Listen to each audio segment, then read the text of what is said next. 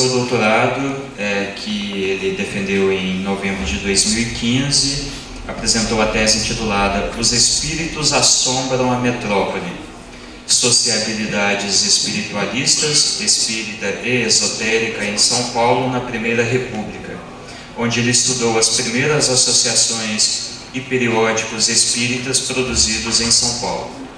O Fausto é professor efetivo de História no Instituto Federal de Educação, Ciência e Tecnologia de São Paulo, é espírita desde a adolescência e atua no Centro Espírita Bezerra de Menezes, no bairro da Penha.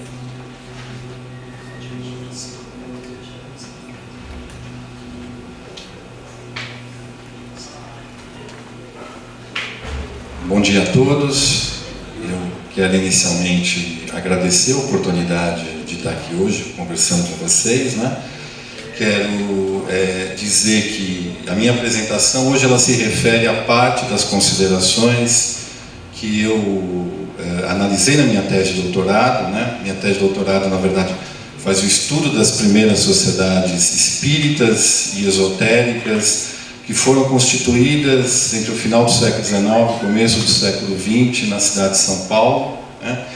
E eu estudo as primeiras sociedades espíritas, eu estudo os primeiros periódicos que foram produzidos e os principais intelectuais espíritas e espiritualistas da época, como o Batuíra, Anália Franco, o Francisco Bastos, o Caibara Schutter e tantos outros. Como não era possível, pelo tempo que a gente tem, né, que a gente dispõe, apresentar a tese na sua integralidade, eu resolvi então fazer um recorte e apresentar um dos intelectuais que eu considero que foram fundamentais, talvez o principal agente espírita nesse período, né, o Batuíra, e conversar com vocês hoje um pouquinho a respeito das ideias dele e da participação dele no espaço público paulista, né. Gostaria de deixar aqui também registrado, aqui inicialmente, que durante a minha pesquisa foi fundamental o acervo do CCDPE, né? E a documentação espírita, grande parte dela se perdeu, né? Periódicos espíritas a gente encontra com muita dificuldade, alguns arquivos, como o Arquivo do Estado, como a Biblioteca Nacional, mas o local onde eu encontrei um acervo muito completo, um acervo basicamente com 70% dos periódicos que eu pesquisei, não foi o acervo do CCDPE, que eu acho que muitos de vocês conhecem aqui então, né?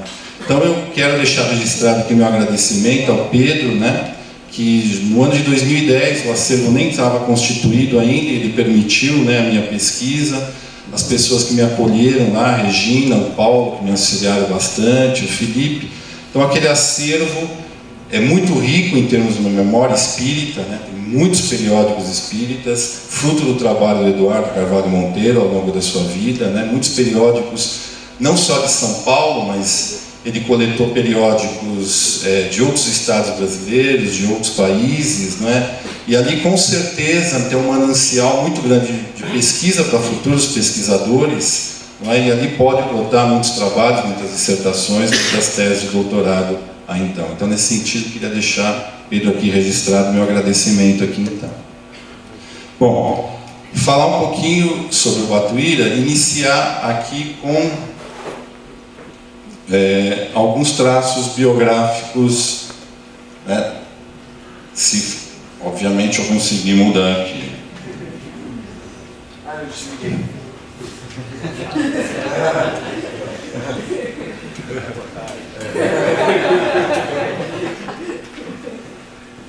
Agora está ligado.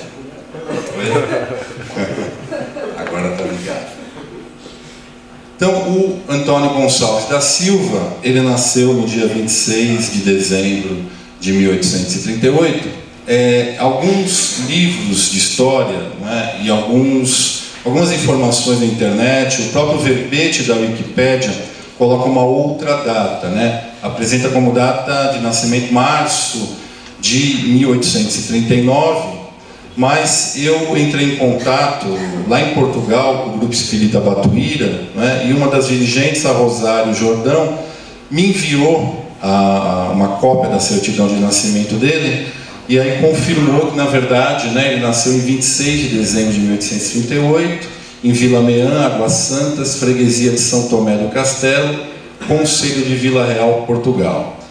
Ele, em 3 de janeiro de 1850, ele vem aqui para o Brasil, desembarca inicialmente no Rio de Janeiro, depois ele vai para Campinas, e 3 anos depois ele então chega aqui em São Paulo. Em São Paulo ele vai trabalhar em várias atividades, Ele, inicialmente, ele é entregador do jornal Correio Paulistano, até o ano de 1872. Justamente é nessa atividade que ele fica conhecido como Batuíra, não é? Os seus contemporâneos diziam que ele tinha uma agilidade muito grande na entrega de jornais, e aí dizem que ele parecia, não é, com uma ave muito característica, daquele período, apelidaram ele de Batuíra. Além disso, ele foi tipógrafo, provavelmente aprendeu a profissão, nas tipografias do Correio Paulistano, foi presidente da Associação Tipográfica Paulistana de Socorros Mútuos, chegou a manipular charutos, foi fabricante de charutos, com isso ele amealhou, uma considerável fortuna, daqui a pouco a gente vai falar sobre isso, Além disso, ele vendia saibro do Morro do Piolho, que daqui a pouco a gente mostra para vocês, e ele adquiriu uma série de terrenos, na região do Lavapés, a partir do qual ele construiu uma vila, e essa vila ficou conhecida como Rua Espírita. A Rua Espírita, ela só foi oficializada na década de 1910, mas já na planta da cidade de São Paulo, oficial em 1897, já aparece, aqui o nome Rua Espírita, aqui é a Rua do Lavapés, aqui é a Rua Espírita. Ele tinha um casarão aqui, comprou terrenos, abriu, edificou uma série de ruas aqui ao longo da Rua Espírita. Hoje, na Rua Espírita, ainda está lá uma das sedes, da Instituição Cristã Beneficente Verdade e Luz. Edificou muitas casas populares que depois ele alugava, a preços baixos, para a população mais carente aí então. Aqui a gente tem uma foto, uma foto mais antiga, que a gente conseguiu encontrar, mas a gente não conseguiu identificar a data. Tem aqui uma foto da Rua Espírita, e ali atrás a gente vê o Morro do Piolho, onde o saibro, era retirado aí para venda.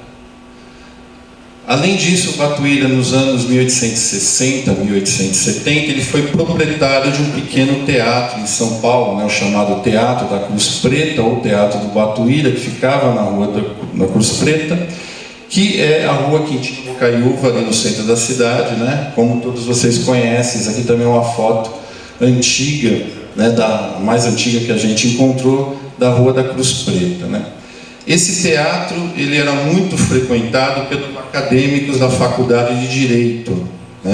Nesse período, até meados do século XIX, basicamente a cidade de São Paulo era conhecida como um burgo de estudantes. Não era uma cidade muito urbanizada, não era uma cidade grande. Basicamente, a vida cultural se dava a partir da academia de Direito, Os estudantes que frequentavam bastante aqui o teatro do Batuíra, e ele estabeleceu redes de relacionamento com esses estudantes, e esses estudantes gostavam tanto dele que produziram até versos, que eu acho que é conhecido por alguns até que já leram a biografia do Batuíra, quando eles recebiam o Batuíra, que era ator também, normalmente eles o recebiam, dizendo: salve, grande Batuíra, com teus dentes de traíra, com teus olhos de safira, com tua arte que me inspira, nas cordas da minha lira estes versos de mentira. Então, era aí essa homenagem aí ao Batuíra. Além disso, o Batuíra, e aí é interessante porque ao longo da trajetória dele, ele vai estabelecendo redes de relacionamento com diferentes grupos, e ele participou do movimento abolicionista, atuando no chamado Grupo dos Caifazes, Os líderes principais eram o Luiz Gama e o Antônio Bento, que era um grupo que acolhia escravos fugitivos,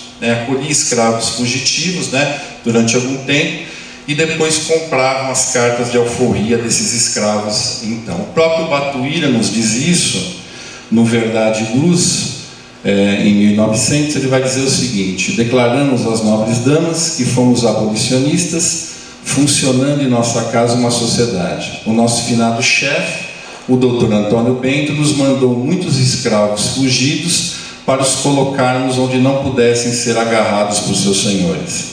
Por esse motivo, pudemos avaliar os bons e maus senhores em vista da perspectiva com que os fugitivos se apresentavam. Aqui depois nós vamos falar sobre uma coluna que ele, durante praticamente 8 anos, ele vai escrever no Verdade e Luz, no qual ele vai debater com as damas da caridade da cidade de São Paulo, que era um grupo beneficente católico, Ele constantemente vai dialogar com elas, mostrando a falta de caridade dos católicos e como os espíritas eram muito mais caridosos, tinha uma atuação muito mais caridosa do que os católicos aí então. Então, nesse sentido, no momento no qual ele fala sobre a falta de caridade, como os católicos eram escravocratas, como os espíritas, sempre atuaram pela abolição da escravidão, pela república, pela democracia. Depois a gente vai voltar a falar sobre isso. Ele pega e fala a respeito disso, Quer dizer, ele atuava nesse movimento abolicionista, Muitos católicos, na verdade, eram escravocratas. Bom, o Batuíra foi casado, com Brandina Maria de Jesus, depois viúvo com a Maria das Dores Coutinho e Silva.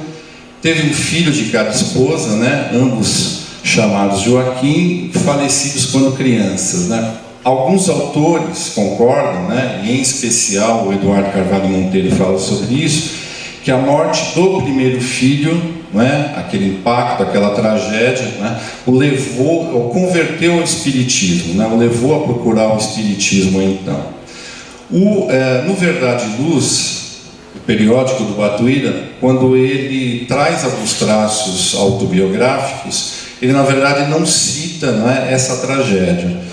Ele diz que entrou em contato com o espiritismo no ano de 1884, num estabelecimento comercial, quando ele escutou uma conversa a respeito de uma sessão espírita. Ele pergunta o que se refere àquela sessão espírita, convidam ele então para participar de uma sessão na casa de Domingos Coelho. Ele participa da sessão, ele se interessa e a partir daí ele inicia um processo de leitura das obras espíritas disponíveis aí então, principalmente as obras de Kardec, o periódico Reformador, e aí começa esse seu interesse aí. Ele mesmo nos fala, no primeiro número do Verdade e Luz, sobre essa sua conversão. Ele vai dizer: achei o que tanto desejava e que nunca encontrei na religião católica de que fui adepto.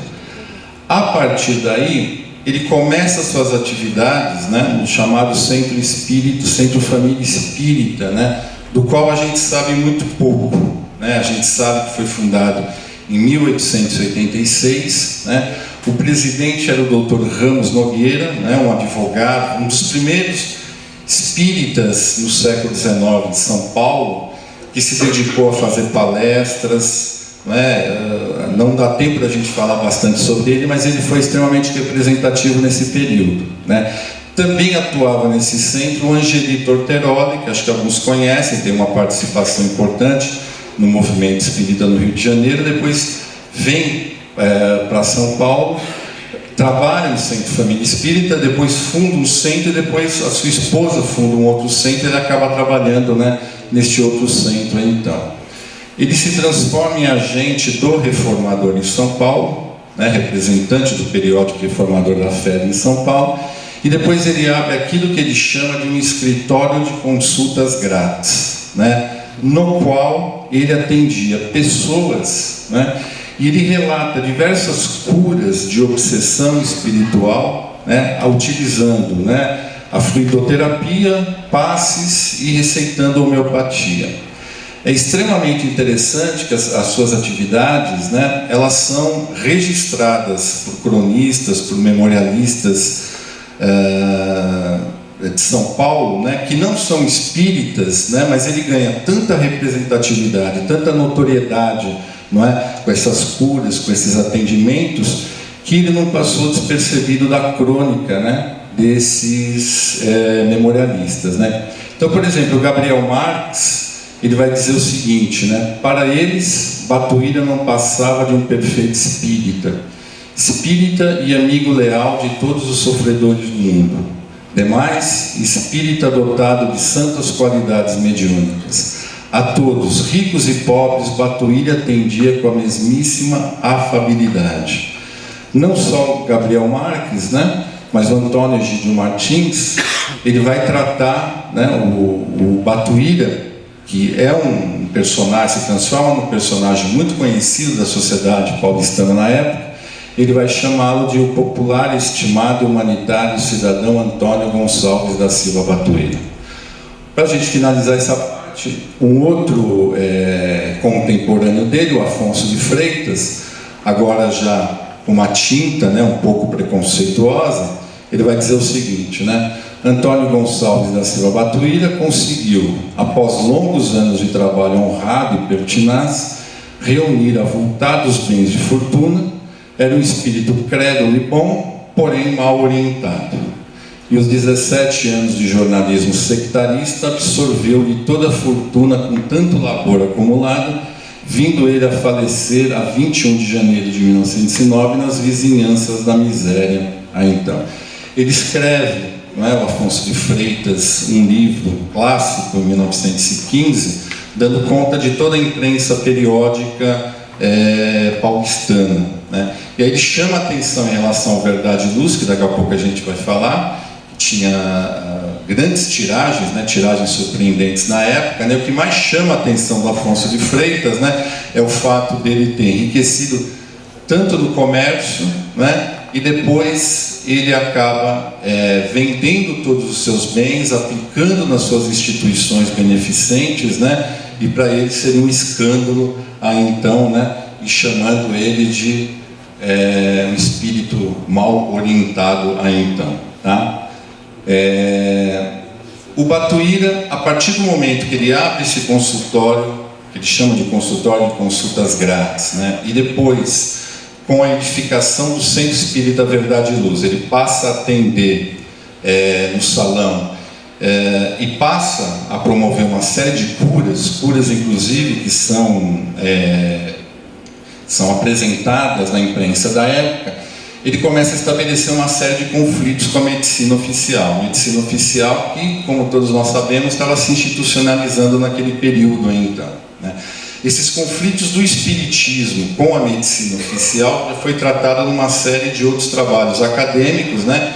Inclusive em outros anos, outros pesquisadores vieram aqui ao INLIP e apresentaram alguns trabalhos com essa temática aí então, né? Obviamente que a FEB no Rio de Janeiro também sofreu bastante com isso, com o receituário mediúnico, não é? Com a doação de remédios homeopáticos. A medicina oficial acabou perseguindo o saber médico, o saber jurídico, né? Entrou em conflito com o espiritismo, e assim como isso acontece na FEB, isso também vai acontecer também aqui com o Batuíra então. E em especial, né, de vários conflitos que se estabelece, eu selecionei um aqui que é o famoso Dr. Franco da Rocha, que chega a escrever uma série de artigos, né, no Correio Paulistano, criticando as curas que eram operadas pelo Batuíra, não é? E inclusive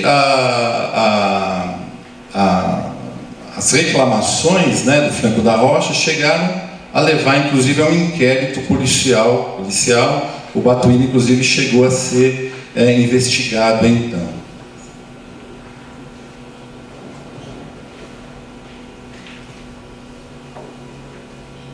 Bom, os argumentos, eles são extremamente conhecidos, né? De que o espiritismo causava loucura, causava histeria, não é? Aquilo era uma ilusão.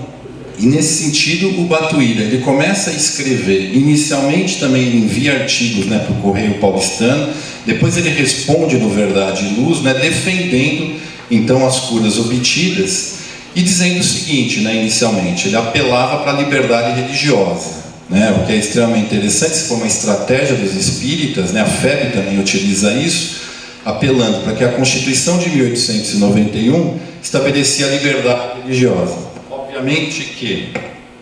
Obviamente que existia um código penal na época, depois instituído, que perseguia aquelas atividades que eram consideradas de magia, de sortilégio, não é? E o espiritismo sempre foi perseguido e sempre ficou nessa fronteira, né? Ora sendo considerado, né, uma religião e, portanto, tinha uma legitimidade de atuação, ora sendo considerado magia e, portanto, muitos médiuns, né, muitas instituições foram perseguidas, fechadas, etc. Isso aconteceu muito no Rio de Janeiro, faz parte da história da febre, mas também acontece aqui no Brasil. Tanto o Batuíra, no Verdade e Luz, como o Caibara Schutel, no Clarim, vai apresentar diversas notícias de centros de médiuns que são perseguidos naquele período aí então. Os argumentos do Batuíra, como a gente falou, apelava para a liberdade religiosa, de pensamento, né, e dizia que ele não fazia concorrência com a medicina oficial, né, isto é, né, ele tratava principalmente pobres que não tinham condições, não é, de procurar um médico. Além disso, né, ele não fazia concorrência com a medicina alopática na medida em que ele utilizava a homeopatia e ele nada cobrava aí então. Este inquérito depois ele é arquivado. Né? E a partir de 1890, então, ele passa a atender no salão do Centro Espírita Verdade e Luz e ele noticia diversas viagens que ele faz por São Paulo e por outros estados, né? É extremamente interessante que muitas pessoas entravam em contato com ele, não é? Dizendo de pessoas doentes, pessoas muito pobres em Minas Gerais, no Rio de Janeiro, em Mogi das Cruzes, etc. E ele sempre se dispunha a visitar essas pessoas e tratar, não é, essas pessoas, e muitas vezes depois os jornais locais noticiavam, né, a passagem do Batuíra e noticiavam as curas obtidas por ele, né? Aqui em especial é interessante, em 1902, o jornal Ipiranga de Mogi das Cruzes, né, não pertence à imprensa espírita, é um jornal diário, eles apresentam a passagem, né, falam sobre a passagem dele lá, e fazem uma descrição interessante. Vamos dizer, no fundo destacava-se uma bela cabeça de patriarca cujas cãs e barbas brancas realçavam a lucidez de seu olhar bondoso. Sua linguagem, sem flores de retórica, parecia mais a de um pai no meio de sua família. Falou sobre a nova revelação, quer dizer, ele vai lá para operar algumas curas e ele faz uma conferência, né? Eles estão retratando essa conferência. Falou sobre a nova revelação, fez paralelos entre esta e o catolicismo, tratou das curas obtidas mediunicamente e fez algumas considerações sobre a caridade. O tema não pôde desenvolver completamente por se achar ainda doente, tá? Quer dizer, Batuíra, muitas vezes, mesmo enfermo, né, ele relata isso, ele viajava todas as vezes que procuravam ele, pedindo um auxílio, não é? Às vezes uma criança, às vezes um idoso, né? Ele ia, visitava, não é, aqueles doentes, né? Muitas vezes ele auxiliava na edificação de centros espíritas no interior. Ele acabou semeando alguns centros espíritas fora aqui da cidade de São Paulo, né? E isso foi registrado em alguns momentos. Bom, em abril de 1890, ele funda na Rua dos Lavapés, número 4, né, o Centro Espírita Verdade e Luz. Existe uma discussão aí que possivelmente ele tenha, na verdade, refundado uma antiga sociedade de mesmo nome, né? O próprio reformador na época, né, fala isso, né? Então, a refundação da Sociedade Espírita Verdade e Luz, existia uma, né, ali próximo, né, no número 20, cujo dirigente era o Angeli Torteroli, né? Ele fecha essa instituição para depois trabalhar num centro espírita fundado pela sua esposa era médium receitista, e aí, aparentemente, o Batuíra, então, refunda essa sociedade pelas informações que a gente tem. O Canuto Abreu nos informa que esse foi o maior centro do Brasil, foi o único com sede própria, né? E foi o maior centro, inclusive maior do que a própria FEB, né?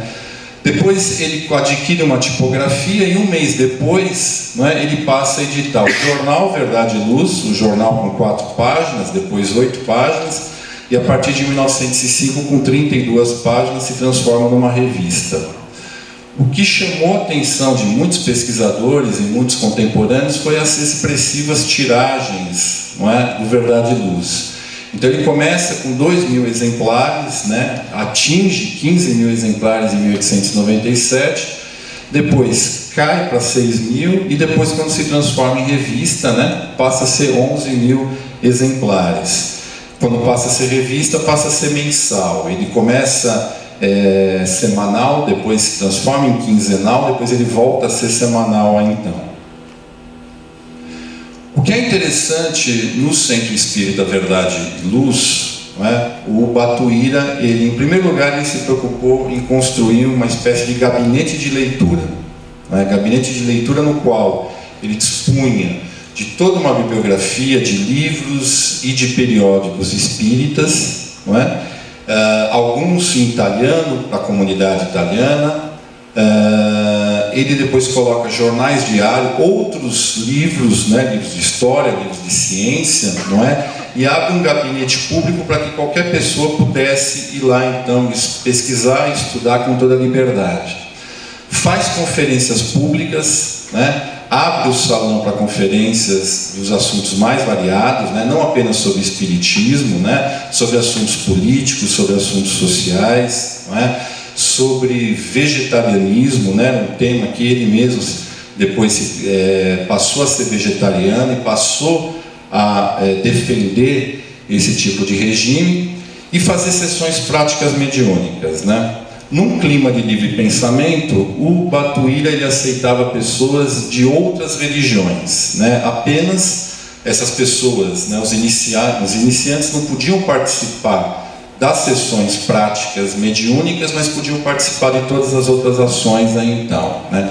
Então ele vai colocar no Verdade e Luz, né, todos os que tiverem simpatia pelo Espiritismo podem ser admitidos a membro da sociedade, sem que seja lícito desde logo fazer parte do grupo investigador. Portanto, só depois, não é, de alguns meses de frequência no centro, participando das conferências, que podia então participar, não é, das sessões práticas mediúnicas aí então.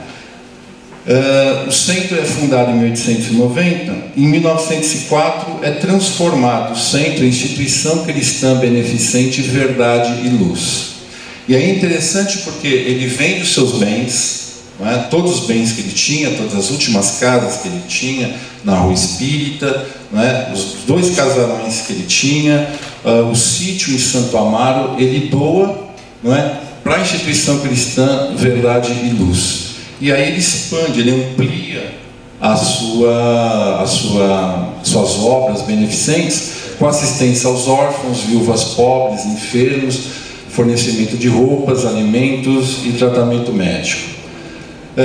Interessante que em Santo Amaro, né, ele edifica uma chácara dirigida pelo Francisco Vitorino Pereira, né, que torna-se um asilo para cuidar de casos de obsessão espiritual e também para abrigar uma outra instituição que eu já falo para vocês, ou pelo menos eu acho que vai dar tempo de falar para vocês, né? Aqui uma foto, a única foto, né, a foto mais antiga que a gente tem aqui da instituição Cristã Verdade e Luz, de 1924, tá? O que é interessante na revista Verdade e Luz é um respeito profundo, né, ao livre pensamento e um debate de temas que eram muito controversos e que em outros periódicos espíritas da época a gente não percebia esse clima. O Batuíra, ele permitia que artigos com temas fossem políticos, com temas sociais, com temas que discutissem, não é, muitas vezes com opiniões opostas, se alguns articulistas defendendo que o espiritismo deveria ser praticado apenas como religião, outros que criticavam isso como uma versão mais mística, etc. Enfim, ele nunca se furtou a abrir o espaço da revista para uma discussão de temas que a maioria dos outros periódicos, né, normalmente eles tinham uma diretriz, não publicavam artigos que fossem controversos. Ele sempre fez questão de abrir para discussão, para o amplo debate. Ele vai dizer que ele era adepto de uma doutrina que oferece a mais ampla latitude ao pensamento. Deixamos toda a liberdade de opinião aos que nos honram com a sua colaboração. Em vários momentos, ele foi cobrado por espíritas de outros estados, né, pelo fato dele apresentar artigos, não é, que eram muito diversos, trazia muitas polêmicas, né, e ele sempre defendeu a sua opinião, mas ele permitia que outros pudessem ali expressar suas opiniões divergentes. Então, em outro momento ele vai dizer: essa diversidade de vistas sobre o mesmo objeto é uma garantia de progresso e de adiantamento, pois que do choque de ideias opostas, mas convergindo para o mesmo ponto, é que nasce a luz e a verdade engrandece. Assim, pois, como espírito e, portanto, racionalista, não nos é lícito pôr peias no pensamento de ninguém. Aí ele está dialogando principalmente com o periódico, que era muito crítico, né, que era o chamado espírita alagoano, né, que o criticava pelo fato de, às vezes, ele abrir espaço para um ocultista que tivesse uma visão diferente, ou que ele abrisse espaço para um socialista, que ele abrisse espaço para um anarquista, e aí então ele responde dessa forma. Então, nós vivemos um clima de livre pensamento, né, tudo nos é lícito, né, discutir então não existiam interditos, né, nesse periódico Verdade e Luz. Nesse sentido, ele tem uma ação muito anticlerical, né? Assim como no Clarim, o Caibara e Schutter também tem uma ação extremamente anticlerical, de oposição à Igreja Católica, né? O Verdade e Luz, a gente também percebe essa feição aí então. Não dá tempo da gente aqui analisar com vocês, mas desde o início, o movimento espírita, a gente percebe que já nos anos de 1870, ele está muito aliado ao movimento anticlerical. Os primeiros espíritas eram anticlericais, inclusive, que buscavam no pensamento espírita, não é, uma fonte de pensamento contra a Igreja Católica. Não apenas a Igreja Católica em termos religiosos, em seus dogmas, em seus rituais, etc. Mas o próprio sentido da instituição Igreja Católica, o poder que tinha sobre a sociedade, sobre as consciências das pessoas, não é? E sempre defendendo uma sociedade que fosse laica, tá? Então isso é bastante importante, não é? Uma crítica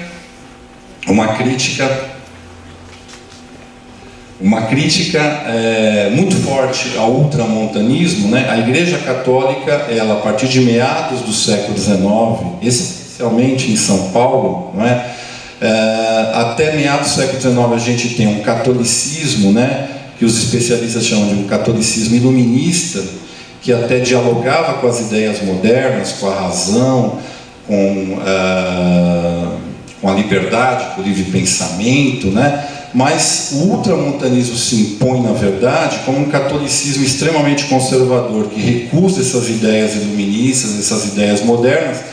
Isso até facilita a construção de uma rede de anticlericais, nos quais muitas vezes espíritas, protestantes, anarquistas, livres pensadores, não é, se unem contra esse poder da Igreja Católica, então, certo? Talvez o capítulo mais importante, né, seja a partir de 1898, ele tem uma série de discussões com o Monsenhor Camilo Passalacqua, né? O Camilo Passalacqua começa a escrever no Jornal Comércio de São Paulo artigos denominados Uma Sessão Espiritismo e Seus Males, né? Criticando o Espiritismo por todos esses argumentos que a gente já conhece. E inicialmente o Batuíra, ele dialoga com ele nas páginas do Comércio de São Paulo, mas dialoga num clima assim de muito respeito. O Batuíra se vê até magoado. Ele coloca que ele conhecia o Passalacqua, a família do Passalacqua era vizinha do seu teatro, eles estabeleceram uma amizade, né, e até estava surpreendido com o fato, né, do clérigo, né, intensificar suas críticas aí então. Primeiro ele escreve no Comércio de São Paulo, ele responde no Verdade e Luz, e aí é interessante que de 1900 a 1908 ele passa a publicar uma coluna extremamente interessante, né? O Eduardo Carvalho Monteiro, inclusive, publicou um livro, né, no qual ele faz um inventário de parte desses artigos, que são muito ricos. denominado Diversos Assuntos Oferecidos às Excelentíssimas Damas da Caridade da Diocese de São Paulo. É uma referência a um livro, né, que a gente não encontrou, que o Camilo Passalacqua escreve, endereçado às Damas de Caridade, que era um grupo beneficente católico que o próprio Batuíra, que o próprio Passalacqua havia fundado, né, falando para ela sobre o perigo do espiritismo então. E aí ele passa a discorrer, não é, em relação a esses argumentos, e é extremamente interessante a leitura. Aqui o tempo já está encerrado, não é? Mas a gente poderia falar bastante sobre isso, porque o conjunto desses artigos mostra um pouquinho a pedagogia do espiritismo, né? Como que ele vai explicando o que é ser espírita, ele vai construindo uma identidade em oposição a uma identidade religiosa católica. É extremamente interessante. Ele vai dialogando com todos os princípios religiosos, ritualísticos, mas ele vai falar muito da falta de caridade dos católicos, como os católicos se afastam de princípios caritativos. Ele fala como os católicos são fanatizados. Ele dá diversos capítulos, né? Ele conta, por exemplo, de um jornal chamado Luz da Aparecida, que dizia para as pessoas que se elas quisessem ser curadas dos seus males, elas deveriam adquirir uma assinatura daquele jornal então. Então ele vai pensando esses exemplos, ele vai fazendo críticas e sempre, né, mostrando, né, como os católicos estão longe do verdadeiro cristianismo aí então. Além disso, existe uma preocupação muito grande no Verdade e Luz, uma inquietação, né, com as chamadas desigualdades sociais. Isso é um tema que começa em 1897 e cada vez fica mais presente ao longo dos anos aí então, né? Para o Batuíra, o espiritismo, como ele tem uma função universalista, com certeza tem que dialogar com todas as esferas da realidade, não apenas a dimensão religiosa, mas a política, que ele vai discutir várias vezes, a social, etc., né? Ele vai, em certo momento, dizer que também é preocupação espírita, né, abolir o pauperismo, desterrar a guerra, estabelecer a equidade na distribuição das riquezas em todas as relações sociais, regenerar pelo trabalho e pelo ensino, procurar o desenvolvimento físico, afetivo e intelectual das multidões, estender-se à humanidade inteira aí. Ele tem algumas ações também, a gente vai falar aqui rapidamente. Ele, em 1891, ele edita um jornal chamado O Operário, do qual a gente conseguiu encontrar só duas edições, né? É editado por grupos de socialistas, né? O Batuíra e o Adolfo Freitas editam, é a Tipografia Espírita quem edita, e o Batuíra, ele escreve nesse periódico O Operário, tá? Nos dois únicos jornais que a gente encontrou, o tema, na verdade, é um tema anticlerical, né? E aí ele coloca o desejo de ser útil e trabalhar pelo melhoramento da condição de classe operária. Esse esforço em se aproximar da chamada classe operária, ou do proletariado, como ele dizia, não é? Fez com que ele fundasse, juntamente com outras pessoas, não é? O chamado Salão Fim de Século. O Salão de Fim de Século ficava ali próximo, provavelmente num prédio do Batuíra, e ele vai dizer o seguinte, né, que este espaçoso botequim foi feito especialmente para o proletariado ter um ponto de reunião onde os que não possam comprar jornais aí se encontrem para se instruírem.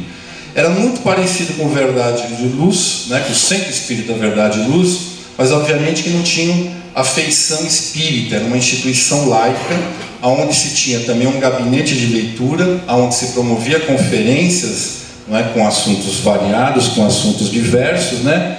E além de também ter serviços assistenciais aí então. Não dá tempo da gente falar aqui.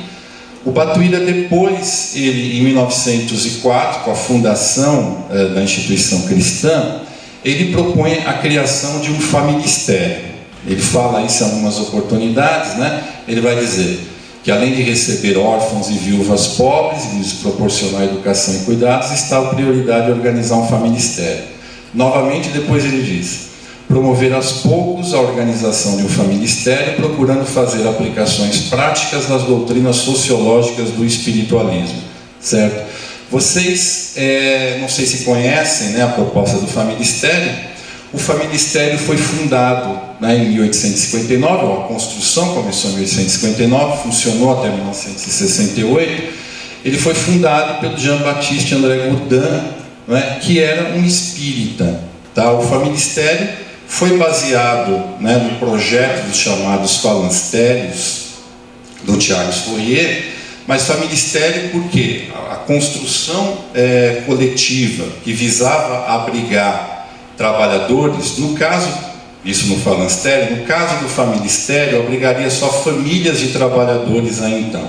Uma construção coletiva, né, no qual ia hospedar famílias de trabalhadores, né, que tinham acesso a uma série de serviços e a uma gestão coletiva daquela instituição, então, uma comunidade pautada pela solidariedade, né? O Familistério de Godin, ele foi apoiado pelo Ley-Marie. Se vocês pegarem a revista Espírita, né, em vários e vários momentos, né, se faz uma proximidade, não é, dos espíritas. O Ley-Marie fala diversas vezes desse Familistério. O Familistério depois é citado em vários documentos, em vários congressos, acaba sendo incorporado como uma perspectiva social do espiritismo, né? E o Batuíra tentou, né, a edificação de um Familistério em Santo Amaro. Ele parece desistir depois, e como era característica dele, ele apresentava aos espíritos o projeto, né, esperava um apoio, uma discussão, mas ele percebe, não encontra uma ressonância muito grande por parte dos espíritas paulistas, né, e também ele começa a sofrer com problemas econômicos, né, muito grandes, e aí ele não chega a edificar esse Familistério, mas em vários e vários momentos depois, né, ele vai reforçar essa função social, né, do espiritismo, né.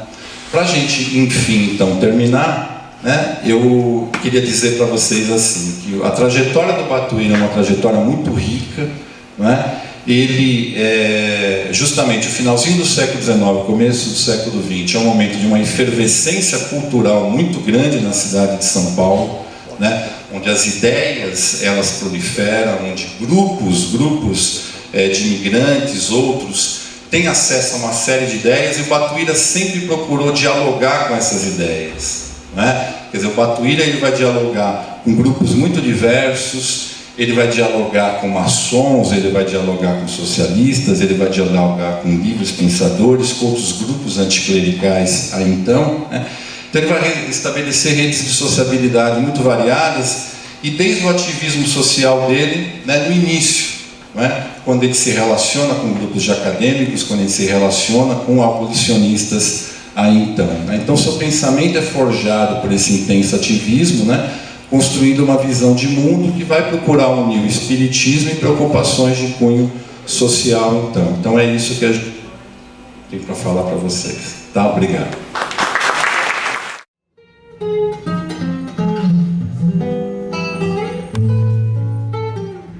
Ela aparece em todos os periódicos paulistas do período, né, ou pelo menos os principais, né.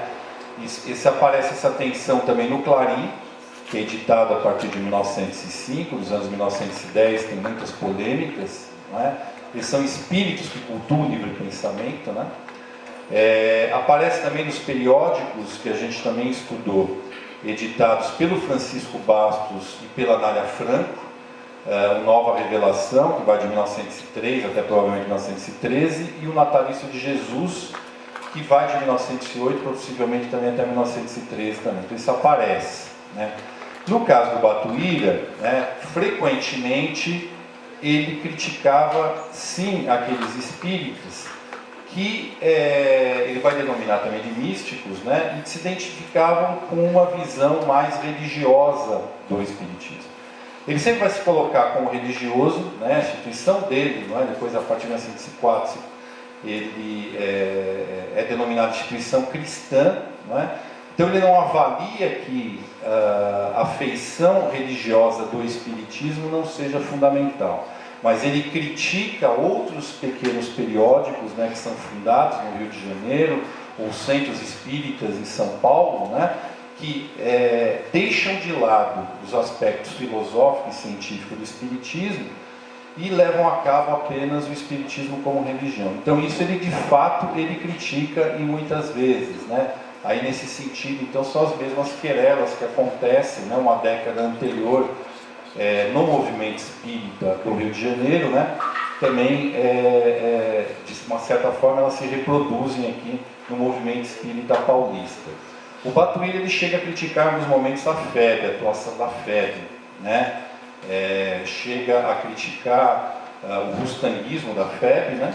E chega também, em alguns momentos, a criticar quando a FEB, por exemplo, ela publica livros do Kardec, faz uma nova edição, uma edição de luxo, ele chama a atenção para o fato da FEB não estar publicando, né, livros que são populares, né? E que, portanto, a FEB deveria estar preocupada, não é, com essa educação, né, do espiritismo, mas se aproximando, não é, das camadas populares aí, então.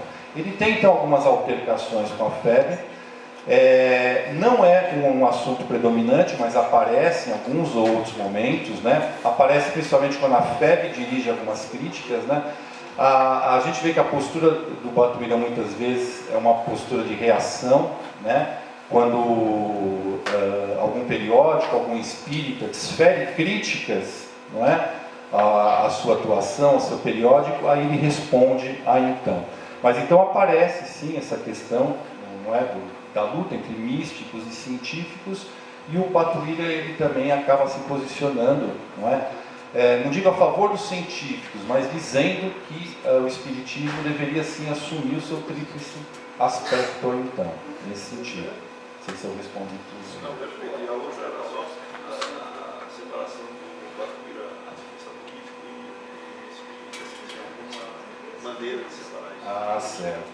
Olha, desde o início é difícil. O Batuíra ele sempre coloca o espiritismo como uma doutrina universalista. E sendo universalista, é necessário levar em consideração todos os aspectos da realidade. Então isso ele vai colocar, isso a gente também vê, a gente fez um recorte para falar só sobre o Batuíra, mas isso também aparece no Clarim, isso também aparece no Natalício de Jesus, que eu falei para vocês do Francisco Bastos da Anália Franco também, né? Esses espíritas, eles tinham um interesse muito grande em debater todas as questões que eram muito candentes naquele período então.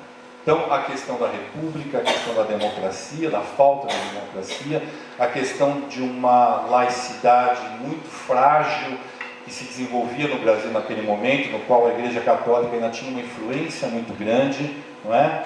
Questões sociais, enfim. Então, esses espíritas, não só o Batuíra, mas eles sempre se posicionaram através de um intenso ativismo social, sim. Tá? Eu acho que isso é importante a gente colocar.